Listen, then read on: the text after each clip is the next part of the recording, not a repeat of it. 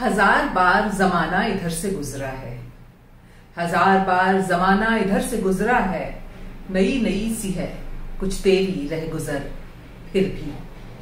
This is a sher by Firaq Gorakhpuri, and he says, 1,000 times the world has traversed through it, and yet the lane you live in seems so new.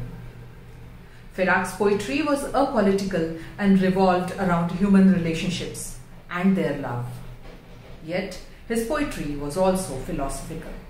See how delightfully he has put into words a thought that runs so deep. The love Firaq talks of encompasses the sentimentality of the entire universe. I am Swati Sani, an Urdu lover, an author and a poet, bringing to you gems from the world of Urdu literature. Khuda Hafiz.